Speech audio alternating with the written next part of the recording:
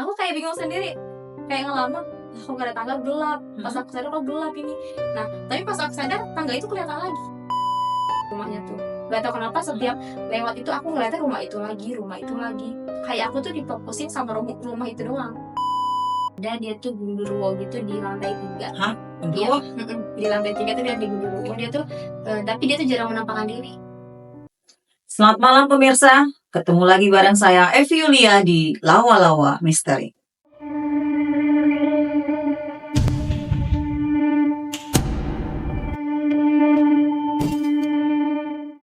Seperti biasa, kali ini kita sudah kedatangan seorang bintang tamu yang akan menceritakan kisah di luar nalar yang dialami oleh bintang tamu kita. Untuk itu, kita sapa dulu bintang tamu kita pada malam hari ini. Ada Kak Alda. Halo Kak Alda, Oh, Kak. apa kabarnya? Alhamdulillah baik. Alhamdulillah baik. Kak Alda, ada cerita mistis apa nih yang di luar nalar yang Kak Alda punya? Boleh diceritain dong di Lawa-Lawa Misteri. Boleh dong. Jadi di sini aku mau cerita, kan dulu kan aku pernah kerja di suatu outlet makanan gitu ya, makanan jadi gitu. Nah, dia tuh di sini tuh ada cerita, banyak banget cerita mistis-mistis dari situ. Nah, aku tuh pernah dulu tuh kan kerja di situ aku sebagai itu ya, sebagai kasir dan sebagai yang buat si makanan itu. Jadi aku double kerjanya. Dan di situ tuh ada karyawan tuh 2 sama yang pegang toko 1. Istilahnya dia apa ya, bos aku lah di situ 1. Nah, dari situ tuh aku tuh pernah, karena aku tuh kerja di situ, jadi si bosnya itu dia tuh ada di lantai 2, dia di lantai 3, sedangkan si outlet itu di lantai 1. Nah, terus aku kerja biasa di situ. Nah, di situ ada satu kejadian yang emang di situ outlet itu emang banyak banget penunggunya. Anda sudah mengetahui kalau outlet itu memang banyak penunggunya? Tahu. Dari pertama masuk kerja? Enggak, kalau kerja itu normal-normal aja. Cuma seiring berjalannya waktu, kayak aku makin lama di situ kayak ada ngerasa gimana ya, beda aja auranya gitu. Apa yang Kak Alda rasain kok bisa merasa auranya ini beda nih dari kayak biasa gitu? Beda, kayak misalnya nih kan kalau misalnya tutup toko kan, kita kan masuk kerja itu kan jam 2 siang. Jam 2 siang kita mulai buka toko, jam 11 siang kita nutup. Nah, dan jam 11 malam itu, jam 11 malam tutup. Nah kan kita kan beres-beres toko kan.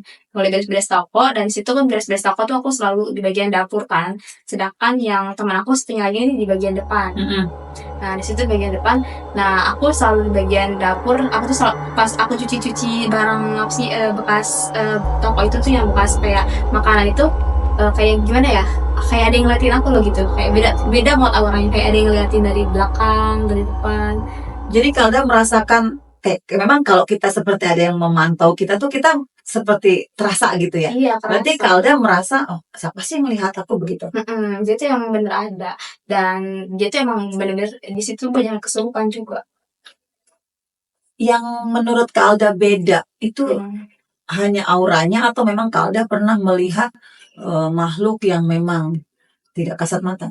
Auranya sih, karena aku kan nggak bisa ngeliat, cuma aku bisa merasakan.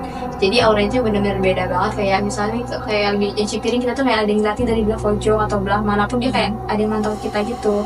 Dan di situ pun emang bener-bener banyak yang kesurupan. Kesurupannya seperti apa?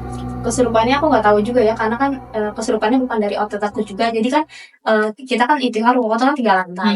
Ruko ke-1 itu lantai 1 tuh dia tuh outlet kita. Terus yang kedua itu kayak apa ya, tempat pelatihan tinju gitu. Dia tuh pelatihan tinju. Terus yang lantai 3 itu tempat karyawan istirahat. Berarti Kak Alda tinggal di situ? Enggak, aku mau pulang pergi. Cuma itu kepala tokonya tinggal di situ. Oh begitu. Nah, yang sering kesurupan itu anak-anak yang itu yang suka latihan tinju itu. Yang ada di lantai 2. Kenapa mereka bisa kesurupan? Nggak tahu, aku pun setiap masuk ke lantai, pokoknya dari naik tangga ke lantai 2 atau ke lantai 3 tuh emang auranya tuh bener-bener beda banget. Jadi menurut Kak Alda yang auranya memang mengandung aura mistis itu ada di lantai 2? 2 dan 3 sih kalau 2 dan 3. Tapi kalau lantai 1 itu normal-normal saja? Normal gitu. Pernah aku tuh suatu ketika toko tuh kan mau tutup kan, aku ke lantai 3 tuh sendiri. Di lantai 3 tuh emang lampunya tuh mati kan. Gak tau kenapa, padahal di tangga itu kan ada lampu ya kan. Di lantai 3 tuh mati lampunya, cuma di tangga tuh lampu itu masih hidup. Nah, gak tau kenapa pas aku jalan ke tangga tuh aku kayak ngelamun, Di situ nggak ada tangga sama sekali, nggak ada tangga, bener-bener gelap, nggak ada injekan tangga dia tuh. Maksud Kak Alda, Nggak tahu, Kak Alda nih berjalan di atas tangga. Cuman perasaan Kak Alda tangga itu tidak ada. nggak ada. Jadi yang Kak Alda jalani, Aku kayak bingung sendiri, kayak ngelamun, lah kok nggak ada tangga, gelap. Pas aku sadar kok gelap ini. Nah, tapi pas aku sadar tangga itu kelihatan lagi. itu dalam berapa lama tuh Kak Alda tidak menyadari tangga itu ada enggak gitu? Berapa ya? Mungkin sekitar 1 menitan. Di sana nggak lama juga aku sadar. Pas aku sadar gak ada tangga, pas aku sadar dia langsung ada lagi tangganya, langsung kelihatan. Itu faktor penyebabnya apa sehingga Kak Alda tuh kayak merasa tidak sadar tuh tangganya mana? Nggak tahu, mungkin karena faktor capek kerja mungkin yang ngelamun, faktor capek kerja yang ngelamun terus naik tangga udah gitu kan. Emang di tangga tuh emang ada penunggunya masing-masing kan mungkin. Dan menurut orang yang sering tinggal, yang pernah tinggal di situ, emang di tangga tuh dia tuh jadi suka diem di area tangga itu. Menurut cerita orang yang tinggal di situ bahwa di tangga memang ada penunggunya. Iya. Kak Alda pernah menemuin sosok yang memang ada di tangga tersebut? Enggak, cuma aku sering dengar cerita dari teman-teman yang pernah ngeliat si makhluk ini. Dia tuh jadi kayak ada kunti gitu di tangga tuh. Jadi di isi tangga tuh kayak ada kunti suka duduk di situ diem aja.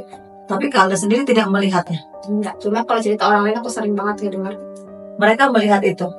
Jadi apa yang mereka rasakan atau yang mereka kok bisa sih, kok ada sih kunti di sini? Ya mungkin itu kan ruko itu kan dulu pas lahan kosong gitu mungkin ya. Pas lahan kosong kayak dia tuh dulu kayak kebun gitu, kebun terus dijadiin lahan ruko. Mungkin dia dulunya diam di situ. Mungkin tempat dia dirubuhin mungkin ya, jadi dia jadi penunggu ruko situ mungkin. Nggak tahu juga aku penunggunya dari mana karena nggak pernah berkomunikasi juga sama si ini sih intinya. Kalau dari cerita-cerita kawan Kak Alda sendiri, mereka sering diganggu dengan si kunti itu? Sering banget, kayak lagi latihan tinju tiba-tiba salah satu dari mereka tuh ada yang kesurupan. Awal dari kesurupan itu Kak Alda tahu nggak sih kenapa mereka bisa kesurupan? Apakah mereka mengganggu makhluk yang memang ada di tangga? Karena tangga ini menuju ke lantai 2 kan? Apakah memang si makhluk ini merasa terganggu dengan kehadiran anak-anak? Kalau bisa cerita itu sih aku nggak tahu, karena kan ada di lantai 1 kan, di atas lantai 1, sedangkan si tinju itu di lantai 2. Jadi kita sama pekerjaan masing-masing aja. Cuma kalau ada yang kesurupan kan aku tahu kan, kayak di atas tuh rame pada turun ke lantai 1 kan, turun naik. Jadi aku tahu ada yang kesurupan di atas gitu. Di atas ada yang kesurupan, ada yang kesurupan. Kebetulan nih yang kesurupan juga nih dia tuh akrab sama aku. Jadi kalau menurut yang kesurupan ini gara-garanya apa ya? Jadi karena apa ya? Karena dia tuh sering istilahnya berbuat nggak sopan di situ, di tempat ini tuh kayak ngomong kasar, terus mabok-mabok di situ. Jadi si setan itu nggak mau kalau misalnya tempat dia tuh dikotorin. Jadi pas mereka kesurupan, mereka seperti apa nih? Teriak-teriak? Teriak-teriak, kayak kesurupan biasa, teriak terus dia ngomong, tapi aku nggak tahu dia ngomong apa ya, soalnya kan aku kan masih simpen kerjaan aku di bawah kan, jadi aku nggak bisa ke lantai atas buat ngecek itu tuh kesurupannya karena aku nggak bisa. Jadi setelah mereka tuh kesurupan ya, ada nggak seseorang yang menyembuhkan orang-orang yang kesurupan ini? Ada, dia langsung datang ke ustadz langsung. Setiap kesurupan selalu didatangkan ustadz.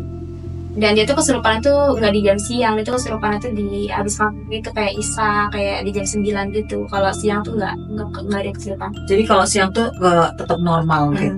Karena kalau siang itu dia tuh rame, di bawah di lantai 1 rame, lantai 2 rame, mungkin di lantai 3 kosong. Kita balik ke cerita Kak Alda. Kalau itu tadi kan cerita teman-teman yang memang kesurupan di lantai 2. Cerita Kak Alda lagi nih, mistis yang pernah Kak Alda alami lagi. Setelah tadi seperti menyuci piring, pas nyuci piring, tapi ada yang melihat kayak mengamati Kak Alda. Apalagi yang ini terjadi? kebetulan ya, jadi kan bos aku kan saya tahu kan di ruko itu kayak ada penunggunya. Jadi si bos aku ini setiap malam Kamis tuh dia selalu bakar kemenyan di depan toko. Bakar kemenyan di depan toko. Malah dia tuh kan bapak dia kan kayak orang pintar ya, orang bisa, istilahnya kayak bisa disebut dukun lah, bisa disebut dukun. Nah si orang tua dari bos aku nih, dia tuh ke ruko, dia tuh di lantai 3 tuh kayak absen nih, kayak gimana sih, kayak dukun biasa itu loh. Kayak di situ ada kemenyan, terus ada sesajen gitu, kayak kata si bos aku nih, buat apa sih namanya, buat dijaga rukonya biar nggak pang masuk si makhluk dari luar itu. Jadi ritual itu memang selalu dilakukan oleh bos Kak Alda? Nggak tahu, soalnya aku baru 2 kali lihat. Soalnya kan dia orang Banten juga. Ritual bakar kemenyan? Kalau orang Banten kan dia kan terkenal dengan Ha-ha. kayak gitu kan. Bakar kemenyan di depan toko. Jadi apa namanya ya? Ritual bakar kemenyan itu kan memang identik dengan sesuatu yang mistis gitu kan. Ada nggak sih Kalda pernah melihat sesosok makhluk yang memang ada di sekitar kemenyan itu? Kalau aku enggak, tapi kalau bos aku dia ngeliat sih, kayak misalnya dia tuh kan tinggal di ruko itu kan, jadi otomatis si bos aku nih sering berinteraksi sama si setan-setan yang ada penunggu-penunggu di situ. Interaksi dengan setan-setan di situ. Ya, jadi kebetulan si bos aku nih dia tuh dekat sama aku. Ha-ha. Jadi lebih dari rekan kerja lah istilahnya. Jadi dia tuh suka cerita kalau misalnya dia sering berkomunikasi sama si ini, sering berkomunikasi sama ini. Jadi dia tuh kayak gimana, udah apa aja sama si penunggu di sini. Maksudnya berinteraksi kayak kawan gitu. Iya, dia kayak udah akrab aja. Dia tuh bisa ngeliat kayak misalnya si Kuntinya tuh ada lagi di tangga, lagi ada di kamar mandi atau lagi di mana. Si bos aku nih bisa diinteraksi sama si itu. Itu bisa dikatakan gini nggak sih? Kalau misalnya si bos itu bisa berinteraksi dengan makhluk tersebut, mereka join nggak sih? Atau ibaratnya gini, itu peliharaan si bos bukan? Bukan sih kalau menurut aku, bukan. Itu emang real penunggu situ, ruko situ yang dulu tuh emang dari dulunya itu emang penunggu situ. Sebelum ada ruko itu mereka udah ada. Tapi si bos tidak berniat untuk mengusir makhluk tersebut. Enggak, soalnya dia nggak ganggu kita sih, nggak ganggu atlet kita, karena yang dia ganggu tuh cuma di yang tinggi-tinggi yang di lantai 2 aja. Kalau atlet kita nggak diganggu sama sekali. Mungkin kalau misalnya aku lagi nyuci piring terus ada si Kunti itu datang, mungkin si bos aku mungkin kayak kasih sinyal kalau misalnya dia tuh ada di samping, hati-hati, jangan ngelamun lah istilahnya. Kadang suka ditemenin juga tuh nyuci piring di situ, karena aku takut juga kan, karena dia tuh baik, cuma dia tuh jahil. Kalau udah pernah dijailin? Pernah dijahit, dia tuh kayak apa ya, kayak suara ketawa gitu, kayak lagi cuci piring terus dia kayak ngeluarin suara ketawa. Berarti kalau udah mendengar langsung ketawa si Kunti ini. Aku mendengar tapi aku nggak bisa ngeliat. Nah dari situ bos aku tuh kayak gercep buat nyamperin aku, karena kan mungkin takut aku kerasukan sama si Kunti ini kan. Gitu. Jadi kalau udah ceritanya nih kerja pulang pergi ya, tidak menginap di tempat. Pulang kerja ini sendirian atau ada teman yang mengantar? Diantar jemput sama si bosnya. Diantar jemput sama si bos. Karena bosnya baik banget ya. Karena dia deket sama aku. Jadi bisa diistilahkan dia tuh kayak gimana ya? Lebih dari rekan kerja lah istilahnya, lebih dari teman gitu. Kalau di luar dari jam pekerjaan, ada nggak sih gangguan-gangguan yang Kalda rasakan atau efek dari kerja nih ya? Karena di kerja tuh banyak hal-hal mistis yang Kalda alami. Di luar dari pekerjaan itu mengikut nggak sih? Ada sih, aku kan pernah minta antar bos aku nih kan ke daerah Banten Gerbang, Pangkalan, ke daerah Pangkalan. Dia tuh ada di Pangkalan 2 tuh. Aku ke rumah tante aku di situ minta antar sama bos aku sekitar jam 12 malam. Jam 12 malam dan kita tuh lewat jalan Rawalumbu. Ada tuh jalan Rawalumbu, terus ada ke sana tembus tuh ke Bata Gerbang pokoknya ya. Dia tuh tembus ke Bata Gerbang. Dan di situ tuh kita tuh perjalanan perginya tuh lancar-lancar aja, nggak ada hambatan apapun ya, bener kayak lancar aja. Kayak mungkin hambatannya cuma macet, karena kan kalau malam itu kan daerah Bekasi kan kayak banyak mobil truk gede gitu. Jadi di situ paling cuma macet aja. Nah yang gangguan mistis ini pas kita pulang dari si Pangkalan ini. Apa yang Kalda alami saat itu? Jadi di saat itu kita tuh kayak dibikin tersesat. Dibikin tersesat oleh? Nggak tahu sama siapa, pokoknya dibikin tersesat. Yang bikin anehnya tuh kan jadi kita tuh kalau misalnya nih, kita tuh kayak muter-muter di jalan itu aja terus. Coba ceritain gimana awal mulanya kok bisa dibuat tersesat oleh makhluk yang goib gitu lah, bisa dibilang begitu. Jadi kejadian itu sekitar jam berapa ya, jam 2 malam kalau salah ya, jam 2 malam. Ada jarak Pangkalan ke Rawalumbu tuh bener-bener deket banget, kayak cuma sekitar 15 mungkin udah nyampe mungkin ya. Cuma karena itu kita dibikin tersesat sama si setan ini, kita tuh jadi kayak nyampe ruko nih sekitar jam subuh kalau nggak salah, sekitar jam 4-an, saking lamanya dibikin tersesat sama dia. Jadi kita tuh lewat jalan itu kayak lewat jalan kok ketemu rumah ini. Nah kebetulan aku tuh fokus ke satu rumah yang rumah itu kosong. Dia tuh kayak banyak apa ya, rumahnya tuh kayak bener-bener nggak layak dipakai. Dia tuh kayak banyak apa sih, pohon-pohon itu loh, pohon-pohon yang apa sih, besar-besar gitu. Pohon besar. Jadi rumahnya tuh kayak apa sih, banyak pohonnya, banyak daun-daunnya sih di rumahnya tuh. Bener-bener nggak keurus, dan dia terang lampu depannya, cuma dia dalamnya tuh gelap si rumahnya tuh. Gak tau kenapa setiap lewat itu aku ngeliatnya rumah itu lagi. Kayak aku tuh difokusin sama rumah itu doang. Makanya Kak Alda bisa menyimpulkan kalau Kak Alda disesatkan. Iya, kayak ke situ lagi. Padahal kita tuh tanya ke tukang parkir. Tanya ke tukang parkir, Kak, Bang ini jalan ke Rawabuntu kemana ya? Nah si abang itu jawab dong, ini Kak ke arah kiri kata dia. Nggak tahu, aku lupa ya ke arah kiri atau ke arah kanan. Pokoknya dia ngomong ke arah ini pokoknya. Ke arah ini, oh iya makasih Bang. Nah kita ke arah itu kan, karena udah diarahin kan ke arah itu. Dan ternyata nembusnya ke rumah itu lagi. Selalu terpatok pada rumah kosong itu. Ke rumah kosong itu, nggak tahu kenapa aku fokusnya ke rumah kosong itu lagi. Ada nggak sih sesuatu penampakan atau aura yang memang mistis banget di rumah itu sampai Kak Alda harus terfokus pada rumah itu? Itu kalau menurut aku itu udah tinggalin lama sih sama penghuninya. Dia tuh kayak bener-bener banyak pohon yang terbengkalai, banyak sih, bener-bener sih rumah itu banyak banget daun yang terbengkalai. Di situ banyak tumbuhan yang emang itu tumbuhannya tuh gimana ya, kayak bukan tumbuhan ditanam, kayak emang tumbuhan itu kayak tumbuhan Liar. jadi liar, tumbuhan liar gitu. Dan yang lebih anehnya aku cek Google Maps itu gak bisa kebuka.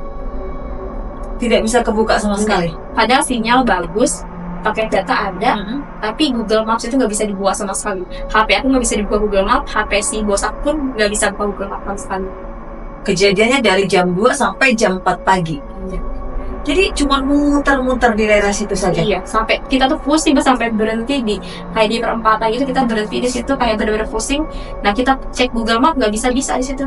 Jadi apa yang dilakukan Kak Alda bareng bos saat itu? Ya cuma itu aja, cuma berusahain buat buka Google Maps tapi nggak bisa. Nah cara terakhir tuh aku tuh ngikutin truk besar. Oh, pada saat itu ada truk yang sedang melintas. Itu jalan rame. Oh, waktu saat Kak Alda muter-muter memang keadaan jalan ramai, tidak sepi. Iya, sepi enggak, rame enggak sih, sedang lah. Ha-ha. Dia tuh istilahnya ada mobil sama motor yang masih di luar. Sampai pada akhirnya Kak Alda bersama bos mengikuti sebuah truk. Iya, karena kan kalau mobil truk itu kan pasti ada ke jalan raya dong. Ha-ha. Kan itu kan aku jalan pintas kayak apa ya? Jalan pintas kayak istilahnya itu jalan Potongan begitu. potongan Ha-ha. gitu. Nah, karena ada mobil truk lewat, ya udahlah salah satunya jalan keluar kita, ya udah ikutin truk itu aja sampai ke jalan raya. Dan akhirnya berhasil. Berhasil ikutin truk itu. Jadi menurut bos Kak Alda sendiri, apa? Kenapa kita ada kok seperti ini? Apa menurut Bos bos? aku paham dia kalau misalnya ada makhluk yang emang benar-benar pengen ngerjain kita. Jadi bos sudah tahu saat itu ada makhluk yang memang mengerjai. Iya, paham, dia udah tahu. Seperti apa sih? Boleh nggak diceritain makhluk yang memang bos ini nampak gitu? Jadi si setan ini tuh dia tuh apa sih istilahnya, mau istilahnya gimana ya? Dia tuh nggak mau kita tuh pulang ke rumah tuh di jam segitu. Jadi ya pengen tersesatin aja, kayak kita tuh muter-muter di situ. Pokoknya nggak boleh kita tuh pulang. Alasannya apa sih makhluk ini bisa membuat Kak Alda dan si bos tidak diperkenankan pulang di jam segitu? Nggak tahu juga ya, karena nggak cerita juga bos aku sama aku. Yang jelas bos aku tuh cerita kalau misalnya tadi tuh ada yang jahil sama kita, dan dia tuh nggak mau kita tuh pulang ke rumah kita. Istilahnya kita tuh pengen dimuter-muterin ke daerah situ aja. Udah gitu dia tuh kayak pengen terfokus gitu sama satu rumah yang kosong itu aja. Ada cerita nggak sih dari rumah kosong tersebut? Aku nggak tahu ceritanya. Yang jelas itu kayaknya rumah itu udah ditinggalin lama gitu, karena di rumah itu tuh di sini pabrik, di sini rumah kosong, dan di sini pabrik lagi. Jadi dia tuh pertengahan pabrik itu rumahnya tuh. Antara pabrik itu ya. Dari itu kan nih, kita tuh tersesat tuh nggak hari itu doang, kebesokan itu kita tersesat lagi. Mengulang lagi seperti kejadian semalam. Tapi tersesatnya bukan di daerah itu lagi, kita tersesatnya tuh di daerah Pangkalan. Itu mau kemana saat itu? Di sama ke rumah tanteku juga. Tapi dengan jalan yang berbeda. Di Pangkalan yang kita tersesat. Kalau boleh ditarik ini ya, kayak ditarik benang. Apa sih penyebabnya kok sampai Kak Alda bolak-balik harus disesatkan? Aku pun nggak paham ya maksud sama si tujuan si makhluk ini. Yang jelas setiap aku jalan sama si bos ini tuh kayak dibikin tersesat terus. Nggak tahu, mungkin karena aku kesitunya malam-malam, mungkin di jam 2, di jam 3 aku keliling-keliling keluar di jalan yang istilahnya tuh dia tuh daerah pabrik semua. Pasti kan kalau misalnya daerah pabrik itu kan pasti aura mistisnya tuh benar-benar kerasa banget kan, karena dia banyak penduduknya. Si bos sadarnya tuh berapa lama sih? Kok kita tersesat lagi gak gitu? Kalau menurut aku dia tuh udah sadar, cuma dia tuh nggak mau bikin aku panik loh, nggak bikin mau aku panik, ya itu santai-santai aja. Padahal mungkin dia mungkin panik ya, cuma dia nggak mau nunjukin kepanikan itu karena nggak mau bikin aku apa sih namanya, istilahnya takut, kayak kecemasan di jalan gitu. Kalau dalam kondisi Kalda yang sendirian, misalnya tanpa Hmm. bos nih, ada nggak gangguan-gangguan yang Kalda alami? Nggak ada. Pernah nih satu ketika kita tuh bertiga, ada teman aku, saudara aku cewek, kita tuh ke daerah Mutiara Gading. Aku kan pergi sama bos aku juga. Aku berdua naik motor sama bos aku, sedangkan teman aku sendiri naik motor.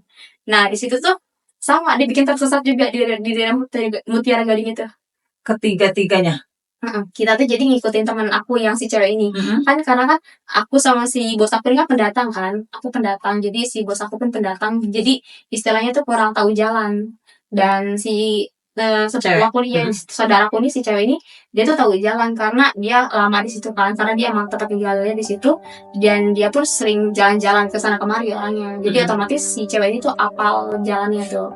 Dan dia tuh sama juga, dia tuh kerjanya tuh di sebelah outlet aku. Nah, di situ kita tuh kan kayak jajan angkringan di Mutiara Gading sekitar jam berapa ya? Kita tuh selalu malam kalau misalnya jalan tuh. Sekitar jam 1 atau jam 2 malam kita tuh ke angkringan di daerah Mutiara Gading. Nah, kan kita dari ruko ke Mutiara itu jalan lancar-lancar aja ya. Kita tuh ngikutin si teman aku ini, ngikutin saudara aku ini, lancar-lancar aja sampai ke tempat angkringan. Nah, pas pulang dari Mutiara Gading, pas pulang di angkringan ini ternyata pulangnya itu teman aku tuh ngelamun, dan dia tuh bikin tersesat. Dia tuh sampai nggak hafal jalan yang dilewatin dia tuh apa aja. Padahal dia orang situ dan tahu jalan. Iya, karena daerah Mutiara Gading sama Lalubu tuh bener-bener deket banget, nggak jauh dia tuh. Berapa lama itu diputar-putarkan? Berapa ya? Kalau nggak salah sampai berapa? Dia tuh ada mungkin 1 jam kita muter-muter di situ aja. Tapi sepupu Kalda sendiri nggak sadar kalau pada saat itu dia disesatkan. Dia tuh nggak sadar, ternyata dia tuh bener-bener posisinya ngelamun. Dan kita dahuluin tuh ternyata pas kita tepak, dia kaget. Jadi pas dia mengendarai kendaraannya itu dia pikirannya mungkin kosong gitu ya. Dia kosong, dia tuh kayak, ya dia ngikutin alur motornya aja. Dia ngelamun, dia ngikutin alur motornya. Pas kita tepak, hah siapa? Kayak dia tuh nggak Kaget sadar, dia gitu. kaget. Baru setelah itu Kalda balik lagi ke ruko, ke tempat Di situ jualan. pas kita kepak itu kan dia masih bingung, masih apa sih namanya? Dia masih bingung nentuin arah jalan pulangnya kemana. Karena kan aku sama bos aku kan dia tahu jalannya kemana. Dan dia pun posnya lagi linglung. Tapi setelah ditepok dia sadar. Dia sadar, dia kaget pas ditepok itu, dia kaget. Kayak gimana ya? Kayak kok gimana posisi ngelamun terus kita tepok itu pasti kaget kan. Nah, kok ada di sini sih, Dak? Kenapa jalannya ke sini? Perasaan bukan ke sini di jalannya. Perasaan bukan ke komplek ini jalannya, kata dia.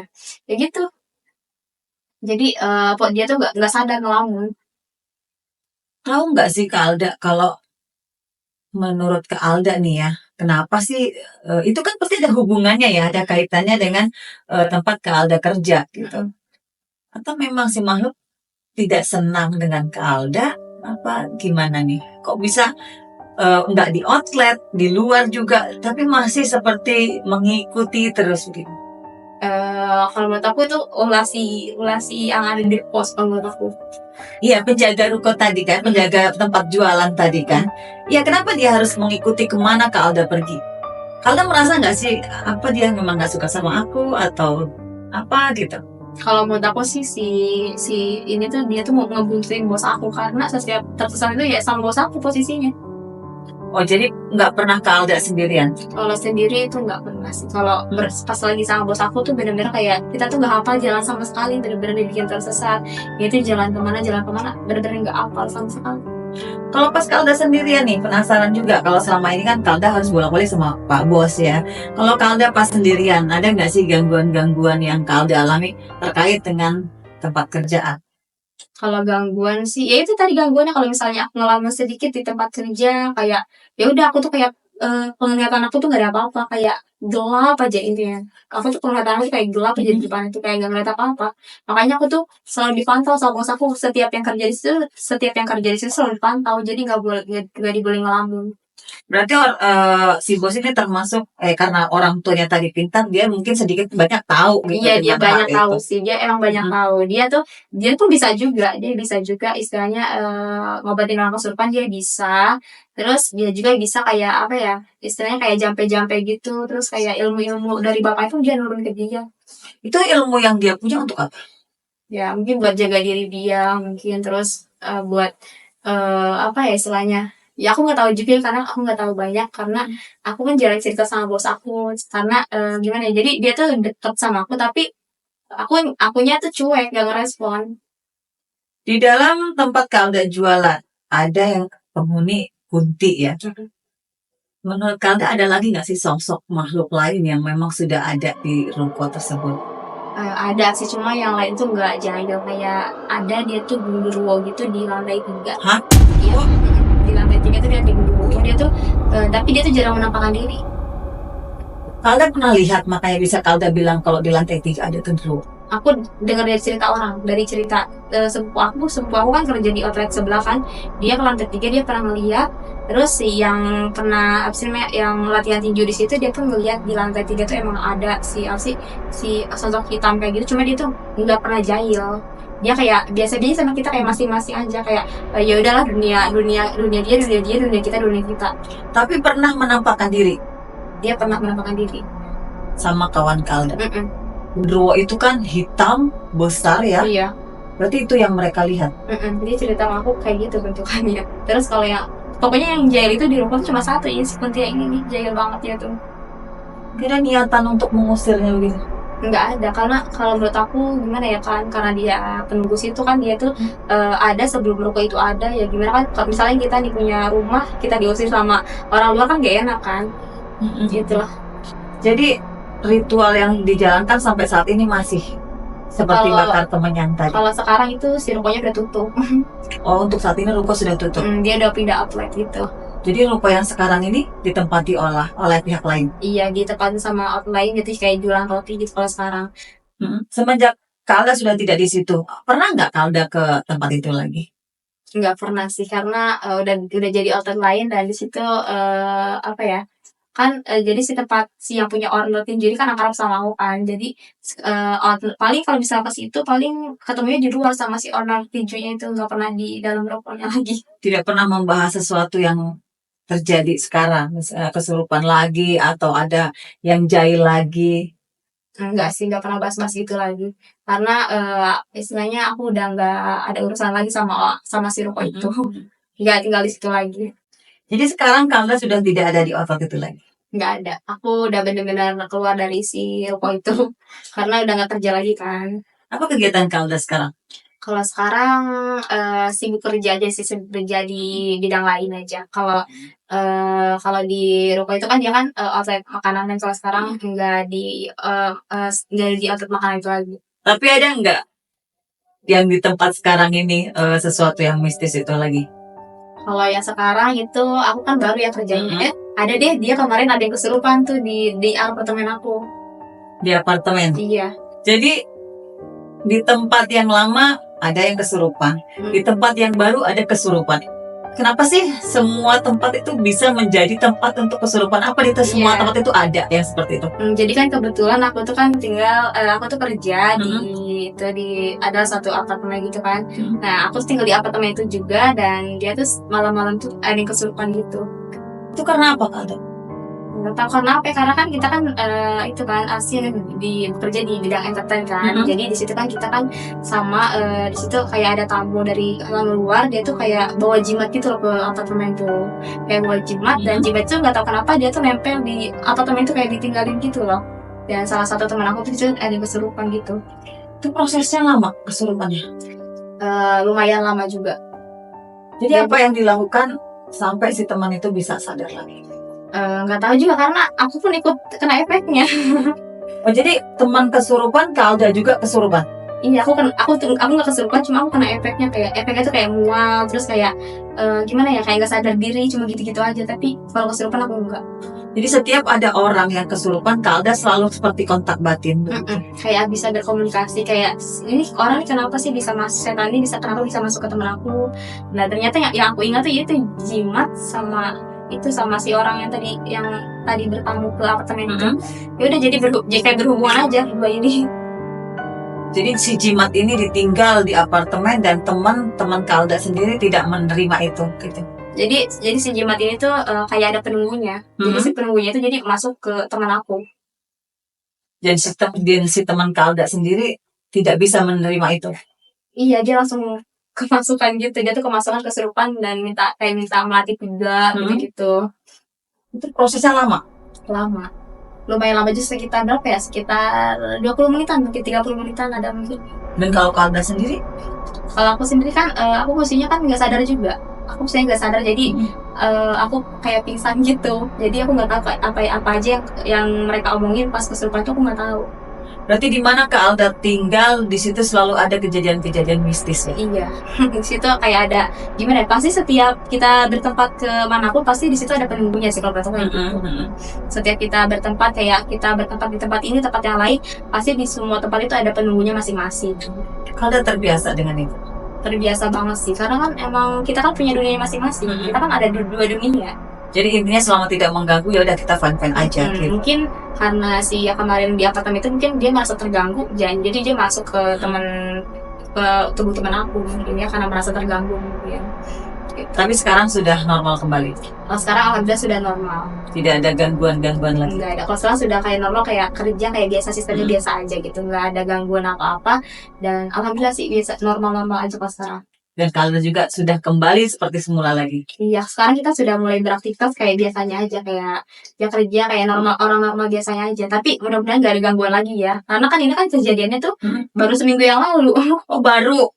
Baru seminggu yang lalu, jadi nggak tahu bakal kejadian lagi atau nggak tahu. Mudah-mudahan sih nggak kejadian lagi sih. Kalau menurut Kalda sarannya sih gimana sih biar seperti itu tuh tidak terulang lagi gitu? Ya, kita tuh kalau misalnya kita datang ke tempat baru, kita tuh harus jaga tata krama, harus jaga ucapan, dan itu harus jaga sikap kita juga kan. Kita istilahnya nih di sini tuh hanya numpang kan, istilahnya dia tuh udah ada, dia tuh udah lama di sini dan kita tuh hanya pendatang. Kayak misalnya kita punya rumah, bertamu ke rumah orang, kita tuh harus punya tata krama dan harus bersikap yang baik ya, kayak gitu juga. Kalau misalnya kita bertempat ke tempat lain, harus jaga tata krama, harus jaga sikap, kayak gitu juga sama.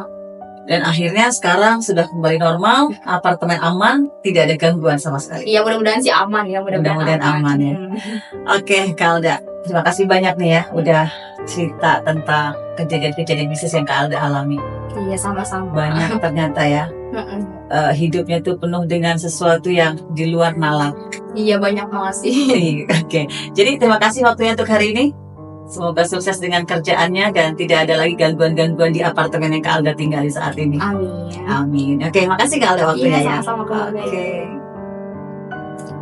Oke pemirsa, demikianlah bincang-bincang kami malam hari ini. Semoga apa yang sudah kami bincangkan dapat diambil hikmahnya oleh pemirsa semuanya. Jangan lupa ikuti kisah lawa-lawa misteri berikutnya dan sampai jumpa.